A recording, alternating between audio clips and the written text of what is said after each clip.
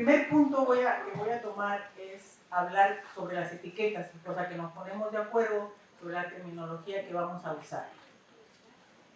Existen, lo llamamos etiquetas, ¿cierto? Denominaciones o etiquetas que se usan y que se han venido usando para referirnos a nuestros estudiantes bilingües aquí en los Estados Unidos. El primero que está en la lista, lo quise traducir, después dije, no se puede traducir porque necesitaba, es así como los usamos, y se usan en inglés, ¿es cierto? Entonces, para que todos los podamos identificar. Limited English Proficiency.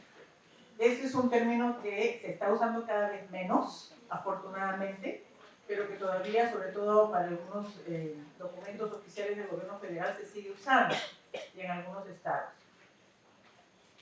Es el primer término el que se ha usado por más tiempo de lo que es y que menos, que ya deberíamos de sacar totalmente, porque representa la mirada de déficit con la que se ha estado mirando por muchísimos años a nuestra población y a nosotros. ¿No es cierto? Entonces, la mirada desde lo que nos falta y no desde lo que tenemos, no desde lo que aportamos y lo que traemos, ¿no es cierto? Entonces, ese es un término que no voy a usar. English Language Learner. Alguien que está aprendiendo el inglés, que fue un avance. Yo llevo en este país casi 30 años y he vivido sobre todas estas denominaciones, así que ya tengo la experiencia, ¿no es cierto? Y en el English Language Learner nos alegramos mucho, como bueno, por lo menos ya estamos mirándolo desde el lado del aprendizaje. Pero, ¿qué le faltaba a eso? A ver. We're all English learners. ¿Perdón? We're always learning. Siempre estamos aprendiendo, claro que sí. Pero lo que le falta a esto es que la mirada sobre uno de los dos idiomas, no solamente uno. Entonces es un avance, pero todavía solamente mirando en el inglés. El siguiente es muy parecido, English Learner, es el mismo concepto. Y luego, más o menos en el año 2008, aparece este término Dual Language Learner y lo propone en los programas de Head Start. Estuvimos muchísimo más contentos cuando aparece este término, dual, por fin, dos, sí, son dos idiomas. Pero hay todavía un problema con ese término, porque está refiriéndose a los dos idiomas duales, es un poco raro, pero lo que está detrás de eso es que significa que son dos idiomas separados. ¿No es cierto? Lo estamos mirando como dos idiomas separados. Y entonces no es tampoco así como funcionamos. Y finalmente, bueno, después más recientemente aparece el término Emerging Bilingual. Para mí, nos vamos aproximando a usar la palabra bilingüe, que significa somos una persona, que es un cerebro con dos idiomas. Pero no somos dos personas con dos cabezas. ¿Cierto? Porque es un solo cerebro y los dos idiomas son parte de nosotros, son parte de lo que somos y de la forma como vemos el mundo, de la forma como aprendemos las cosas. En los dos idiomas. Hace un ratito estaba en el salón de señoras y escuchaba una conversación de translanguage, ¿no? Me encanta cuando vengo a California porque escucho a las personas hablando en español y luego se pasan en inglés y luego vuelven al español y luego, wow, ¡ay, qué riquísimo! ¿No? Porque así somos. Entonces, ¿eso es qué significa? Que nuestro cerebro es un solo cerebro que está conectando los dos idiomas y lo usamos para todo en todo momento, los dos. Así que finalmente llego al término, el término emergente significa como que estamos empezando a ser bilingües. Y esto es porque yo trabajo con niños pequeños, niños de 0 a 5 años. Pero emergente, o sea que es que estamos empezando a ser bilingües, pero algún día vamos a ser bilingües. Entonces, ¿quiénes somos los bilingües? Somos individuos, estoy tomando estas definiciones que son las que yo he decidido usar, individuos que usan dos o más idiomas o dialectos en su vida cotidiana, como lo hacemos todos. Y son capaces de funcionar, aunque sea en forma muy limitada, en más de un idioma. No importa cuánta habilidad tengamos en uno de los dos idiomas, siempre va a ser dispar. O sea, usamos la idea de ese continuo entre el bilingüe, se usaba el término del bilingüe incipiente al bilingüe balanceado hace muchos años, como que es el ideal de que algún día vamos a llegar a tener habilidades avanzadas en los dos idiomas igualmente. Eso es muy difícil de lograr y de cuantificar. Entonces, todos somos bilingües. Creo que eso es lo primero que quería aclarar con ustedes. Y creo que de ahí entonces ya saben que el término que yo voy a usar es bilingüe. No importa si saben poquito de español y bastante inglés o al revés o están por el medio, todos nosotros somos bilingües y los niños son bilingües también, siempre. No algún día, siempre. El contexto, que es lo que nos ha traído. Cada vez es mayor la diversidad, definitivamente, demográfica. Entonces, la población de los Estados Unidos es una población multilingüe. Eso es ahora ya la norma, no lo raro. Importante que nos ubiquemos en ese espacio, nosotros también. Dejemos de sentirnos como que nos falta algo, porque no somos estadounidenses completos si no somos monolingües hablantes de inglés. ¿No es cierto? No hay nada raro con nosotros, al contrario, este es el país, estos son los Estados Unidos. Existe, lamentablemente todavía, una brecha persistente en las habilidades, yo lo pongo entre comillas, de preparación para la escuela. Estamos hablando en inglés, school readiness. Y esas evaluaciones, hay mucho énfasis, y eso ya lleva ya más de una década en que comienza el énfasis en la preparación para la escuela, y entonces los programas de educación temprana se convierten en espacios donde hay que reforzar el conocimiento académico para los niños pequeños. Y nos comenzamos a olvidar del juego, nos comenzamos a olvidar de las prácticas que son apropiadas para las edades de los niños, cómo aprenden los niños pequeñitos. Entonces comenzamos a bajar prácticas, le digo bajar porque lo miro yo como de las prácticas de los niños más grandes a querer usarlas con los niños chiquitos. Y el énfasis en todo lo académico, ¿no es cierto? Leer, escribir, ahora no, ahora los niños tienen que aprender a leer y escribir a los 4 años. No era a los 6, ¿no? Ahora es a los 4 y ya creo que 3 también. Entonces, para ahí vamos.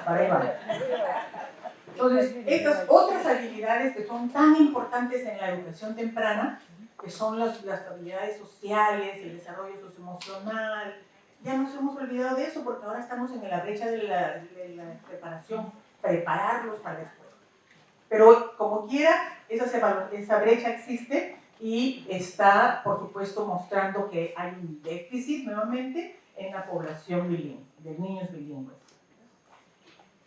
Y luego vamos a conversar porque eso es una falacia. Aumento de los requisitos de evaluación de rendimiento de las escuelas, para las escuelas y los maestros. ¿De qué estoy hablando? Tengo que usar los términos en inglés porque nos movemos. Accountability, ¿no es cierto?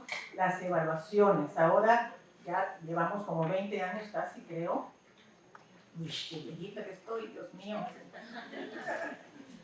Llevamos casi 20 años en esta lucha y que cada vez se ha ido expandiendo más. Todos los estados tienen estándares de educación de aprendizaje temprano y las escuelas y los maestros son responsables, se les hace responsables del éxito en estos indicadores de desarrollo y de logro académico de los niños. Entonces cada vez hay más presión sobre la escuela y sobre los maestros para medir el avance de los niños. ¿Y esto qué significa? Que las evaluaciones están hechas no para los niños bilingües. Entonces usamos medidas que son adecuadas para monolingües y queremos medir con eso el avance de los niños bilingües. Problemas ahí también. Y, por supuesto, los currículos escolares que no toman en cuenta la diversidad de características y experiencias de todos los estudiantes. El mismo reto, ¿no? Voy a seguir elaborando, pero este es como el contexto, esa es la situación en la que estamos en este momento. Les decía que somos cada vez más diversos, aquí hay algunos datos solamente, ya casi los niños y niñas bilingües en los Estados Unidos son como más o menos 1/3 de la población infantil de 0 a 8 años, como 32%, no me equivoco. Y aquí en California, me corrigen ustedes, creo que es 60% ya. En Texas, de donde yo vengo, es 49%, en Nuevo México 49%, o sea que aquí solamente le estoy dando una muestra, pero en todos los estados de la Unión hay niños, población bilingüe y está creciendo. Pero es una población diversa, no todos somos, hay muchos factores que hacen también la diferencia. Entonces, la población de niños bilingües y niñas bilingües es tratada como si fuera que todos somos iguales. Entonces, somos una población diversa, la población latina o hispana en los Estados Unidos. Venimos, como decía Magalia hace un ratito, como de 23 países diferentes en América Latina y España. Algunos somos inmigrantes y otros nacidos en los Estados Unidos. También hay hablantes, hay bilingües entre la primera, segunda, tercera generación. Y eso es una cosa buena. Y estamos ignorando eso, todos, ¿no? Y por supuesto, si estamos hablando de la población de niños de 0 a 5 años, casi el 100%, ¿no? Creo que es como 96% de los estudiantes bilingües son nacidos en los Estados Unidos. Estamos hablando de la población menor de 5 años. Por supuesto que tienen diferentes habilidades en cada uno de sus dos idiomas y además de las diferencias socioeconómicas y de educación de los padres. Entonces, es una población diversa. No podemos tratarlos como una población homogénea. Les quiero mostrar, compartir aquí una información para que ilustre lo que les acabo de decir. El uso de los dos idiomas por país de origen. Miren las diferencias que existen. Y aquí no solamente son hispanos, el español, sino también otros idiomas asiáticos, por ejemplo. Y esto es un estudio que se hizo a nivel nacional con una muestra representativa y lo hemos publicado con algunos colegas. Pero bueno, lo que mostramos aquí es que quienes, según país, más o menos lo que se tiende a hacer los padres de familia. Si en las familias se habla solo inglés, se habla solo el idioma, su otro idioma que no es inglés, o los dos, o hablan los dos igualmente. ¿Se dan cuenta? Miren aquí qué pasa con México, a ver.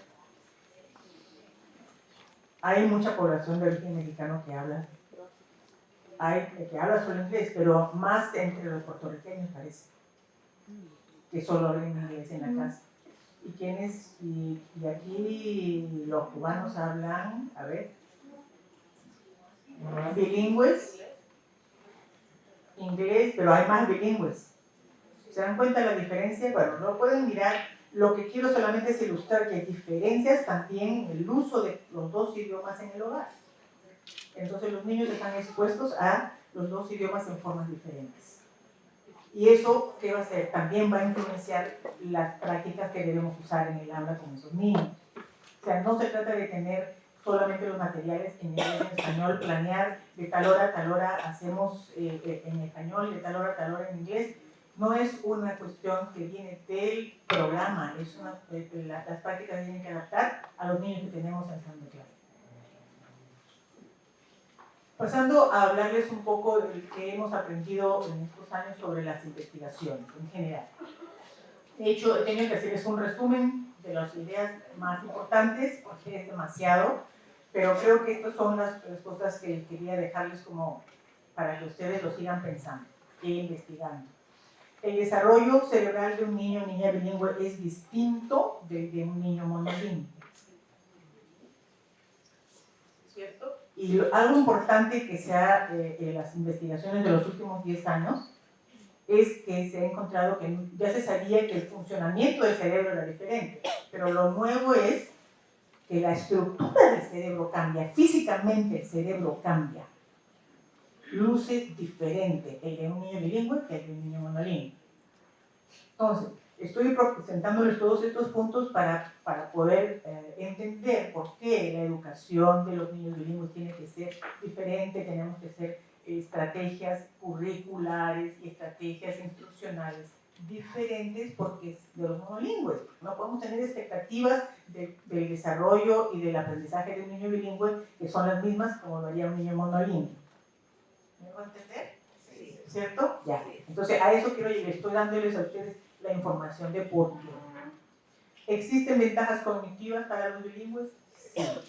Eso también es algo que sabemos. Hablamos de flexibilidad cognitiva, el tema de estar cambiando, la función ejecutiva, atención, la capacidad de poder cambiar, ¿no es cierto?, resolver problemas. Hay una cantidad de que tienen que ver con el funcionamiento del cerebro, precisamente, que hace que los niños bilingües tengan ciertas ventajas cognitivas sobre alguien monolingüe. 2 sistemas lingüísticos, le decía. Perdón, tengo que hablar así, mejor para poder dirigirme a todo. Existen 2 sistemas lingüísticos, pero que se comunican. Eso ya lo aclaramos, pero eso viene de estas investigaciones que se han estado haciendo por algunos años ya. Una base sólida en el desarrollo del primer idioma facilita el desarrollo de la segunda lengua. Eso se da precisamente, sobre todo en el caso del aprendizaje de la segunda lengua secuencialmente, ¿no? Porque sí, los niños pequeños son capaces de aprender 2 o más idiomas desde el nacimiento, si es que están expuestos a los 2 idiomas. Entonces, ¿qué pasa? La exposición al idioma es muy importante para que los niños lo aprendan. Las habilidades, es lo que menciono aquí. Parece que yo hubiera escrito eso, ¿no? Ya me lo sé de memoria. Mantener, este es otro elemento que es muy importante. Para mantener las habilidades y desarrollar las habilidades lingüísticas en cualquier idioma, es necesario hablarlo, leerlo y escribirlo. No es suficiente, y he escuchado de muchas mamás, por ejemplo, que me dicen: ay, a mí no me preocupa, mi hijito no me conteste, cuando le hablo en español no me conteste en inglés, porque yo sé que me entiende, pero no sabe cómo hablarlo. O yo sé que cuando vayamos a México, él va a poder hablar. No, yo he visto a estos niños sentaditos ahí con la familia mirando y no saben qué está pasando, ¿no es cierto? Entonces, no es suficiente. Hay que producir, le llamamos el lenguaje expresivo. Cuando me hablamos de esta habilidad receptiva, o sea que solo reciben y entienden, pero no pueden hablarlo, para mí, como les digo a las mamás, ese es el primer escalón hacia atrás, porque un día van a terminar no entendiendo nada. No solamente que no van a avanzar, sino que no van a aprender, sino que no. Entonces, ¿cómo aprendemos vocabulario? A través de la lectura. La forma de aprender formas gramaticales y sus usos son hablándolas y pudiendo escribirlas. Entonces, muy importante para que los niños sean bilingües y ¿cómo le diríamos en bilingüe? Es bialfabetizado. Bueno, alfabetizados son los 2 idiomas. En español se usan más palabras para decir las cosas. Así es. ¿No? Porque queremos traducir y hacer una palabra y nos queremos inventar una palabra. En español no es así. Nuestro idioma hay que explicar las cosas. Bueno, entonces, la educación de estos niños y niñas en comunidades que son diversas, cultural, lingüísticamente, ¿qué hay que hacer? El rol, es muy importante tener en cuenta el rol del desarrollo bilingüe, del bilingüismo, pero no solamente es un tema de lenguaje, también porque el ser bilingüe afecta todo el desarrollo del individuo. Cognitivamente mencionamos, social, emocional, o sea, no es solo lenguaje, y eso es otro error. Miramos a los estudiantes bilingües como que lo único que tienen que hacer, su tarea es aprender a hablar inglés. Y ya todo lo más viene por sí solo. No, porque el bilingüismo nos transforma no solamente la forma en que hablamos, porque así también pensamos y aprendemos, ¿no? Entonces, muy importante, por favor, recordar eso. Y, por supuesto, tener en cuenta los factores socioculturales que todos sabemos que son importantes para todos los niños, pero yo no sé por qué cuando pensamos en los niños bilingües nos olvidamos de nuestras lecciones de desarrollo infantil. Como si para los bilingües eso no funciona. Y ellos tienen que actuar igual que los monolingües. No, pues no. Pensemos en Bronfenbrenner, todas estas teorías sociales sobre la importancia de las interacciones sociales. Bueno, el contexto es importante, lo sabemos, para los niños bilingües también, pero y puede ser que sus experiencias sean diferentes y tenemos que tomarlas en cuenta. Quiero compartir un pedacito con ustedes de un trabajo que hemos estado haciendo recientemente en Texas, en colaboración con colegas de Jalisco. y es con estudiantes transnacionales. Todos estamos familiarizados con nuestros niños y en nuestras comunidades vemos a aquellos que se van, llegan de México, luego están acá un tiempo y de pronto, sea por razones, últimamente sabemos por qué razones, la política migratoria ha obligado a mucha gente que no tenía documentos a regresarse a México, y a veces hasta con documentos porque sinceramente no les da ganas de estar aquí. Entonces se sienten amenazados y se van. Entonces en México los están recibiendo y ellos están teniendo dificultades, pero aquí me voy a centrar en el niño, no porque el estudio que estamos haciendo es entrevistas a los estudiantes y también a sus maestros en México y en Texas. Entonces estamos aprendiendo muchísimo y estaba mirando un poco de las citas de lo que nos habían dicho. Este niño es un niñito de 8 años y miren lo que nos dice, hablando del desarrollo socioemocional de estos niños. Joel, yo y mi hermanito, yes, todo. Las chiquitas no vinieron porque tenían miedo y estaban chillando. Esta es una niña de 8 años que nos está contando la historia de su migración.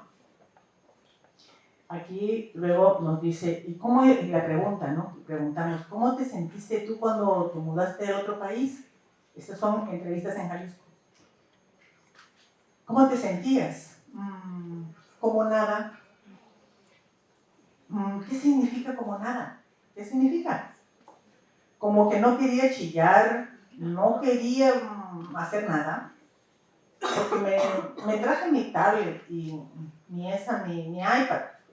Ah, te llevaste tu iPad. ¿Y eso qué te hizo? ¿Qué te hizo?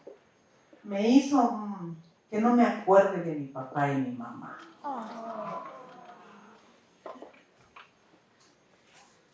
Entonces, necesitamos... Perdón.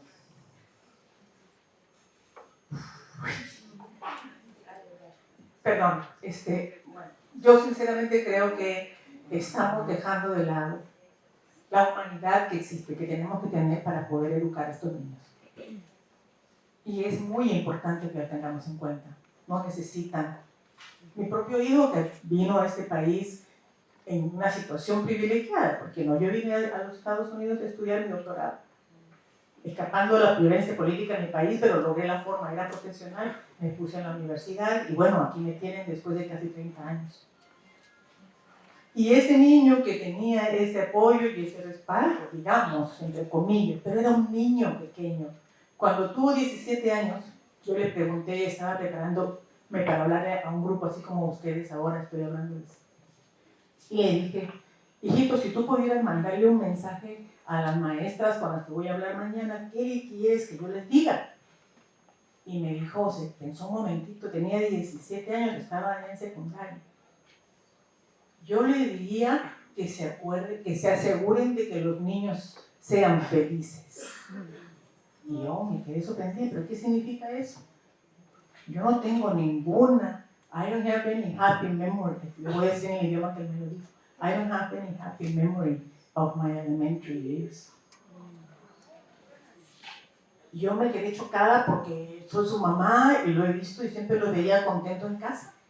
Me decía, no, I felt awkward, I didn't have friends, and the teacher didn't care because I was quiet. Estaba siempre calladito. ¿No hemos escuchado que nuestros niños latinos son los mejor portados? Los indicadores de desarrollo socioemocional, les digo, las medidas nacionales que se han hecho de desarrollo socioemocional, competencias sociales, siempre indican que los niños latinos están con los mejores indicadores que aún que los blancos. O sea, nuestros estudiantes, nuestros niños, son los mejor portados de la escuela, pero eso no significa que no estén sufriendo, por favor. ¿Quién los ayuda a enfrentar el choque cultural? Los mensajes de discriminación, de no, tu idioma no me importa aquí hablamos inglés. ¿Qué les puedo decir? Todos ustedes saben perfectamente cuál es la situación en las escuelas para nuestros niños. Entonces, debemos concentrarnos en apoyarlos explícitamente, mirarles las caritas, saber que sean felices. Sí. No solamente es que el proceso del aprendizaje del inglés, aquí está mi colega, la doctora Marlene Cepeda, con quien he trabajado por muchos años y a quien yo respeto mucho también su trabajo. Hemos estado batallando en esta lucha por mucho tiempo.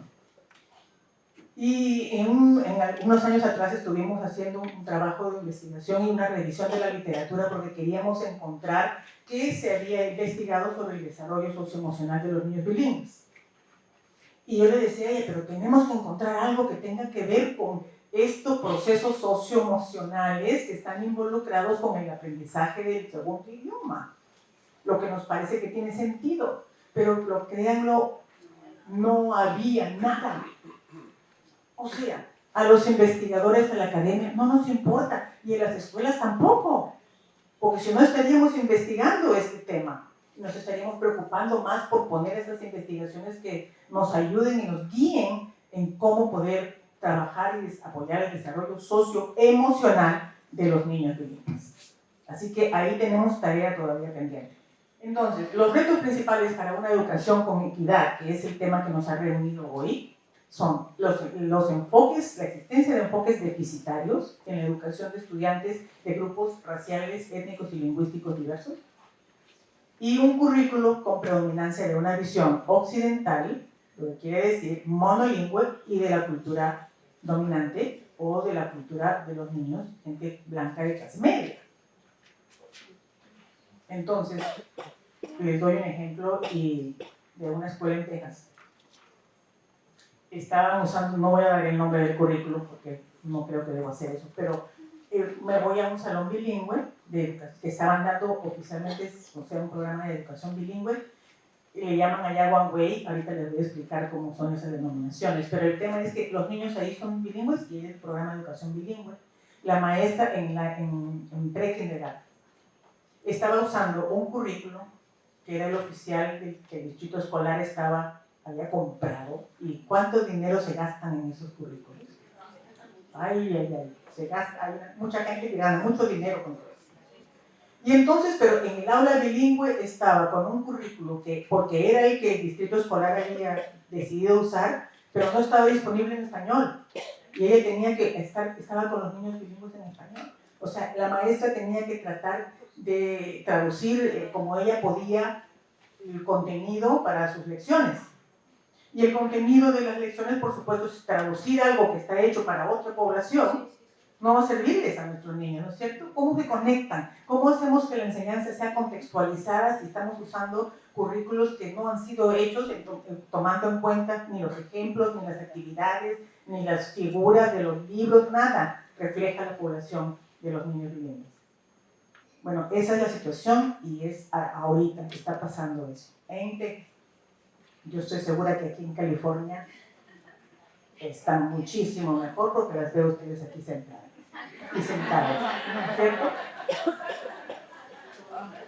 Bueno, entonces, ahora otro elemento que es muy importante de conversar sobre el cual también venimos hablando hace muchos años, y estoy contenta de que hemos logrado algunos avances, aunque todavía nos falta bastante. La calidad, el concepto de calidad, ¿se acuerdan? O sea, todos estamos aquí lidiando con el tema de que, nuevamente, con la necesidad de hacerse responsables por los resultados de la educación, entonces emerge el concepto de calidad. Y nuevamente, ahí estoy hablando desde el punto de vista de la educación de niños pequeños, la educación temprana. Nos imponen conceptos de calidad que han sido pensados para otra comunidad, ¿no es cierto? Y que no incluyen la evaluación de prácticas, la valoración, diría yo, de las prácticas que son adecuadas para apoyar a un niño bilingüe. Pero entonces, no existe, hablando de contextos, la importancia del contexto, yo creo que no existe un concepto de calidad o una definición de calidad fija, estática. Tiene que ser flexible, porque se tiene que adaptar, ¿no es cierto?, a la población con la que estamos trabajando. tiene que ser pertinente a la población y tiene que ser contextualizada. En unos días voy a estar en Washington, D.C. Nos vamos a estar conversando sobre este tema, estoy contenta, así que ustedes me tienen que dar su retroalimentación porque voy a ser la única latina, para variar, en ese grupo hablando sobre el tema de calidad en la educación infantil. Gracias. Es una responsabilidad grande para mí, pero ahí estamos. Como digo, aunque sea nos den un sitio, pero ahí tenemos que estar dando la batalla. Entonces, los conceptos de calidad tienen que responder a la cultura y a las particularidades de los niños, el desarrollo de los niños y a sus experiencias, que es lo que les estoy comentando a ustedes. Tienen que considerar prácticas que apoyen el desarrollo de los dos idiomas para los niños bilingües. Nosotros no existimos en los instrumentos de evaluación de calidad. No voy a nombrar nombres, pero ustedes saben los instrumentos de calidad que están usando. Y existen algún espacio ahí para que diga la maestra está usando español o usa el español para apoyar el aprendizaje del contenido. ¿Hay algún indicador que les diga eso? No, no es cierto. Entonces, ¿cómo vamos a saber si los niños bilingües están recibiendo realmente buena educación de calidad? Si no existimos, son invisibles en los sistemas de evaluación de rendimiento escolar, de rendimiento de las escuelas y de las prácticas. Entonces, ahí tenemos un problema. Esto es algo que les quiero dejar también porque he estado pensándolo precisamente en esta reunión a donde voy a ir. Yo creo que el enfoque de calidad tiene que ser sistémico. No solamente mirar lo que hace el maestro en el salón de clase, porque eso que pasa en el salón de clase que le pedimos a los maestros que hagan, proviene de decisiones que se han tomado más arriba, ¿no es cierto? Entonces, el programa toma decisiones, o vamos a empezar desde lo macro, ¿no es cierto? Las políticas, hablamos de estándares de aprendizaje, hablamos de políticas a nivel nacional y a nivel estatal, que deciden si se va a apoyar el bilingüismo, por ejemplo.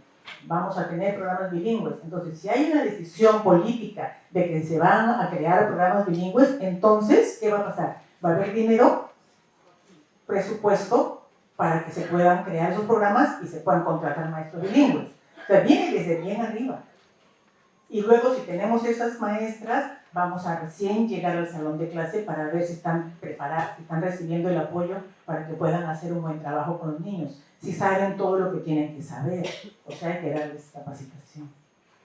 Entonces, cuando hablamos de calidad, tenemos que pensar en una forma sistémica, o sea, todo el sistema, porque todas estas son las piezas de un engranaje que se mueven juntas. Bueno, y agregué aquí la investigación porque nosotros los investigadores somos los que tenemos que alimentar. O sea, nosotros estamos en los salones de clase probando, o sea, proponiendo prácticas, proponiendo estrategias instruccionales y luego si funcionan, qué funciona mejor y se las pasamos. Estamos a nivel de políticas analizando las políticas, revisando las políticas para ver si es que están incluyendo y considerando a la diversidad, la equidad, qué cosas, dónde se va a poner el dinero. Pongan el dinero donde está su boquita. ¿No es cierto? Eso tenemos que hacer. Entonces, todo eso, para eso hay investigadores de política educativa, hay investigadores de trabajo administrativo de programas y hay también algunos investigadores, como en el caso mío, que investigamos lo que pasa en el salón de clase. ¿Cierto? Entonces, quiero dejarles esta idea para seguir pensando y dándole la vuelta cuando hablamos de calidad. Entonces, yo usando este esquema, voy a hablarles a ver de las políticas, de los programas y de las prácticas, un poquito. A nivel de política para los niños pequeños, tenemos los programas de Head Start a nivel federal. 10 minutos. Ay, Dios mío. Ya. Bueno. Yo creo que sí les estoy dejando algunas ideas como para que piensen. Me faltan 10 minutos y ahí vamos. Entonces, les voy a repasar nada más poquito esto como unos ejemplos de los estándares estatales. Les decía que sobre todo la mayoría de los estados la población bilingüe es invisible, ¿no? O sea, no se consideran las necesidades, las características y las estrategias educativas, pedagógicas que se tienen que usar con esta población para que los programas se hagan responsables de los resultados en los niños bilingües. Eso todavía en muchos lugares no existe. Y lo mismo con estas políticas. Ustedes están familiarizados con los Quality Rating and Improvement, el QRIS, o sistemas de evaluación y mejoramiento.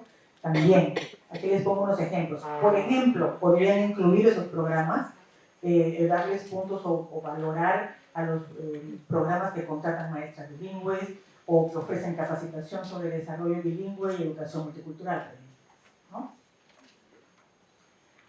A nivel de políticas les traigo algunos ejemplos. No estoy tan informada de lo que está pasando aquí en California, pero sé que ustedes están en el proceso de poder crear más programas bilingües. Afortunadamente están en esa etapa y eso los felicito.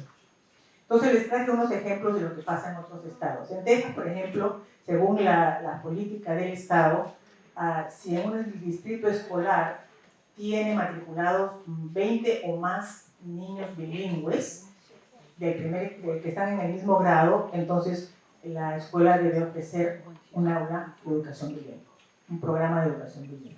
Esa es la política.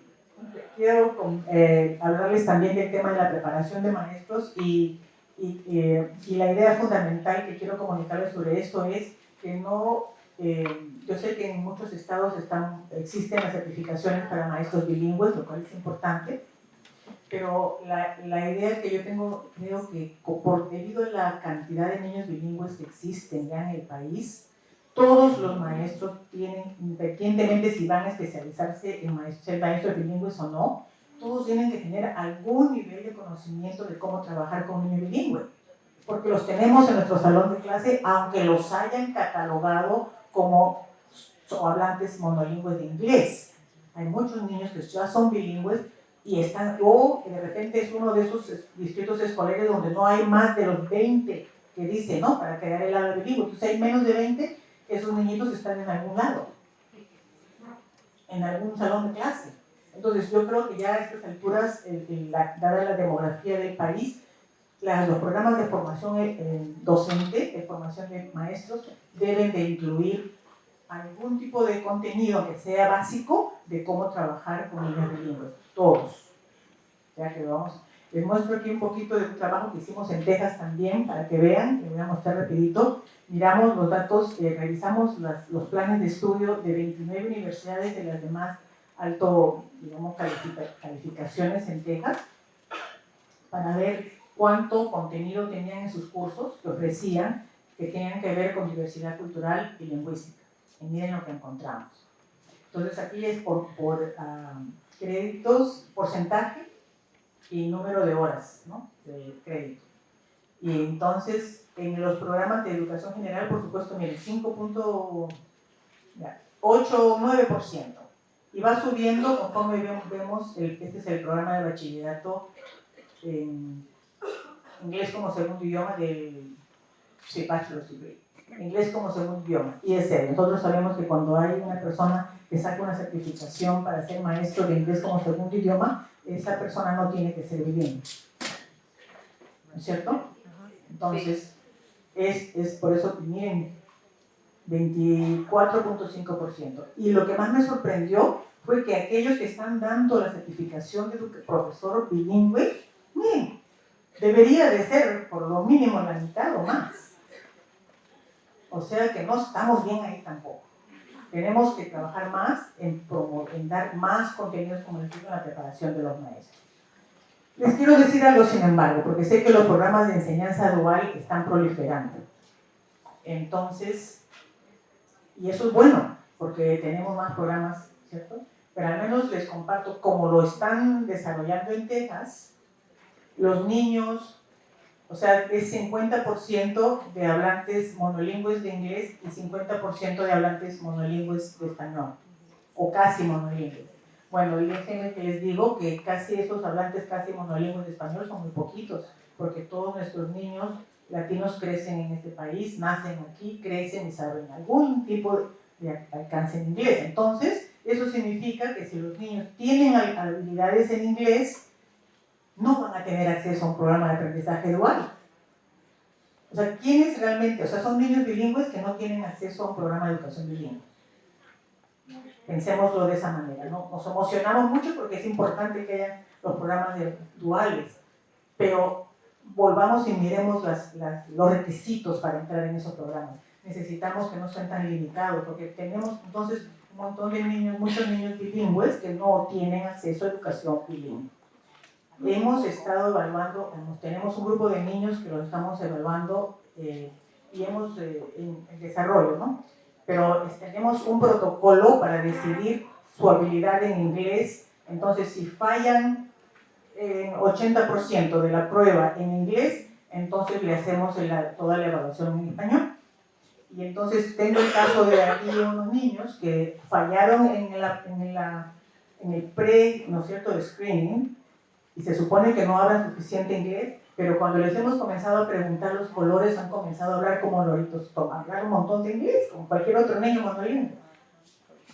Entonces, ¿qué hacemos? Porque estábamos evaluando, tenía que responder en español y ahora me ha respondido en inglés. ¿No es cierto? ¿Qué pasa? ¿Qué pasó? Ustedes se dan cuenta, ¿no es cierto? ¿Por qué de pronto comienzan a hablar en inglés los colores cuando hablan de otros temas, hablan en español? ¿Por qué? Ya sabían, pero ¿dónde aprendieron entonces los colores? ¿En casa? Si hablan en inglés solamente y en la casa solo saben español, es que aprendieron los colores en la escuela. Y por eso solo sabían los nombres de los colores en inglés, no en español. Entonces, el punto que les quiero mencionar aquí y dejar es que los niños bilingües tienen siempre que ser evaluados en sus dos idiomas, porque constantemente están aprendiendo usando los dos idiomas. Si solamente los evaluamos en uno, sea por fuera, inglés o español, nos estamos quedando por fuera, estamos dejando por fuera una parte de la información de lo que estos niños conocen. No me estoy metiendo en otros temas, pero sí me preocupa el bienestar de nuestros niños y por eso creo que sí, no les podemos negar el derecho a poder desarrollar todas sus facultades para ser personas íntegras, personas completas, con sus dos lenguas, con sus dos culturas, con sus posibilidades de poder expresarse usando el idioma que necesitan para poder decir las cosas como las sienten, ¿no? Que los niños funcionan, es un solo cerebro, funcionan con los dos idiomas todo el tiempo. Entonces, es bien artificial tratar de establecer, hoy es el día de español, mañana es el día de inglés, hoy no se habla, no te contesto si me hablas en este idioma, no, porque hoy día no es el día de español, tú tienes que hablar inglés. Pero no, nos da risa, pero así pasa. Así están armados los programas de educación bilingüe. Entonces, hay mucho trabajo que hacer todavía. Es cierto que hemos avanzado, queremos más programas de educación bilingüe, pero ahora necesitamos hacerlo, pero con la posibilidad de esa libertad lingüística que nos permita tener estudiantes y seres humanos plenos. Muchísimas gracias por su atención.